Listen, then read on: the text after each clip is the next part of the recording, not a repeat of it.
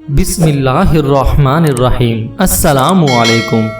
زید بن ثابت رضی اللہ عنہ کہتے ہیں کہ نبی صلی اللہ علیہ وآلہ وسلم اپنے خچر پر بنی نجار کے ایک باغ میں تھے، ہم بھی آپ کے ساتھ تھے۔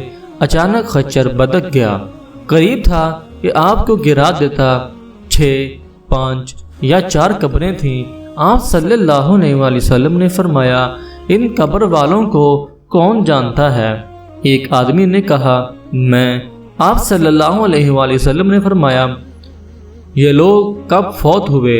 اس نے کہا، زمانہ شرک میں۔ آپ صلی اللہ علیہ وآلہ وسلم نے فرمایا، یہ امت اپنی قبروں میں آزمائی جائے گی۔ اگر مجھے اس بات کا خدشہ نہ ہوتا کہ تم اپنے مردے دفن نہ کرو گے تو میں اللہ تعالیٰ سے دعا کرتا کہ تمہیں بھی وہ عذاب قبر سنائے جو میں سن رہا ہوں۔ زید نے کہا، پھر آپ ہماری طرف متوجہ ہو گئے اور کہنے لگے، آگ کے عذاب سے اللہ کی پناہ مانگو۔ صحابہ کہنے لگے، ہم آگ کے عذاب سے اللہ کی پناہ میں آتے ہیں۔ آپ صلی اللہ علیہ وآلہ وسلم نے فرمایا، قبر کے عذاب سے اللہ کی پناہ مانگو۔ صحابہ نے کہا، ہم قبر کے عذاب سے اللہ کی پناہ میں آتے ہیں۔